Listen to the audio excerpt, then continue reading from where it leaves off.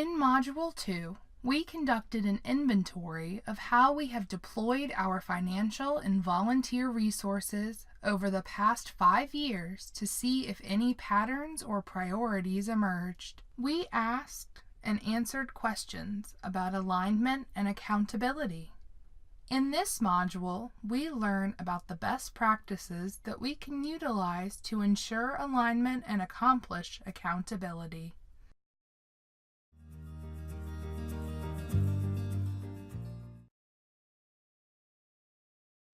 As we've discussed, the human needs in our region are many and varied, and when compassionate people see a need, our instinct is to respond as quickly as possible. Sometimes that instinct places people on the path of establishing a new nonprofit. But before you leap, look and learn. Look out and scan the current environment. Are there nonprofits already in place that are seeking to meet the specific needs, populations, and neighborhoods where we see even more need?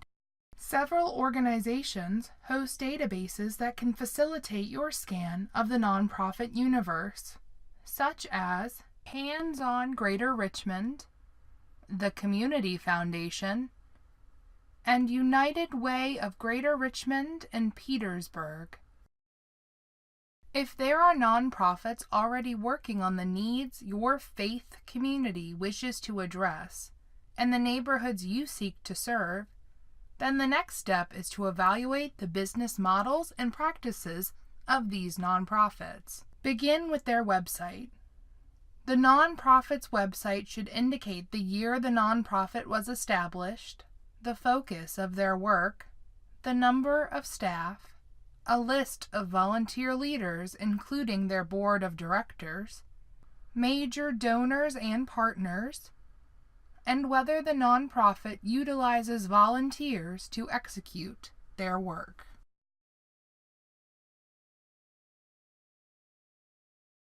To facilitate a uniform approach to decision-making when it comes to funding nonprofits, many faith communities use a grant process.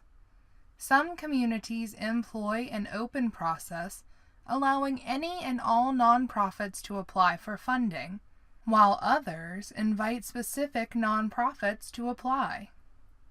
If your congregation has identified its funding priorities, an invitation strategy that aligns with those priorities probably makes the most sense. The process and application serve several purposes.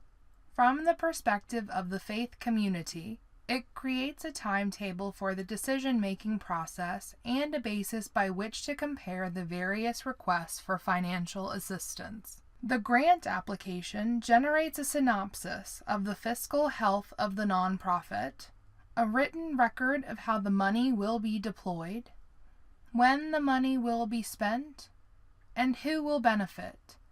In short, an accountability matrix. From the perspective of the nonprofit, a grant process and application creates a reliable and timely protocol to follow and provides a platform to educate generally about their mission and specifically about how the funds will be used.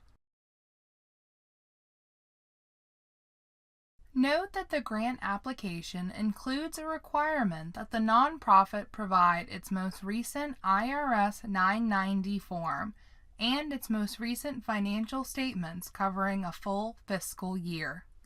In evaluating each grant application, questions to consider include: is the work of the nonprofit aligned with the region's most pressing needs and the funding priorities of our community? Is the nonprofit fiscally sound? Are the funds requested for ongoing operational needs or specific projects? Does that matter to us? Do we have a preference for funding operations or specific projects? Is the nonprofit clear about how the funds will be utilized and the number of people they anticipate serving? Is the nonprofit specific about how volunteers will be deployed?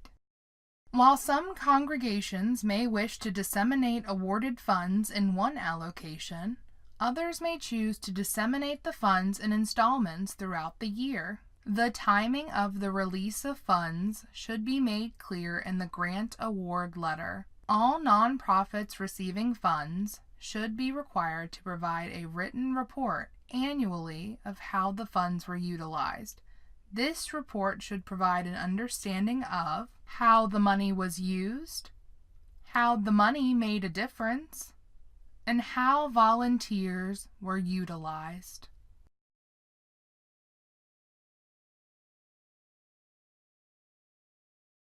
While a small number of communicants might serve on the committee making the funding decisions, all members of a faith community can play an active role in the congregation's faithful and strategic engagement within the region, especially through their financial contributions and volunteer efforts. To capture and keep people's passion for service, a strategic approach to communications is essential. First, if one does not exist, create a calendar that displays all of the service projects, mission trips, and supply drives that the faith community supports throughout the year. Chances are there's lots going on, and there's lots of demand for more activities to be added. A calendar makes it easy to ask the spacing and pacing questions. Do we have enough space between events to adequately communicate about them? Will the pace of our work fatigue clergy, volunteers, and donors? If the answer to either of these questions is yes, then consider the following ground rules. Only one supply drive a month, and limit the drive to only 2 weekends of worship services. Institute 1 or 2 Sabbath months a year, where a rest is taken and no service project or supply drive is scheduled. Adequately communicating your faith community's engagement in the Richmond region isn't just about registering for a service project. It's all about developing an engaging way to inform, invite, and inspire. Inform. Before most people will squeeze another activity into a busy weeknight or give up a Saturday morning, they will want to understand the need they are helping to address through volunteering and the organization through which they are serving. Invite. Make the ask compelling and make it easy for members to register for the service project or sign up to provide specific supplies. Inspire. Upon completion of a project or a supply drive, it's critically important to report back to the congregation. The report should include measurable results in terms of supplies collected, such as X number of pounds of food, people served, such as 40 men served lunch for a week, or work completed, such as an accessibility ramp was built and installed. But of equal importance is a participant's reflection on how they grew in their faith as a result of the experience. Never omit this last component.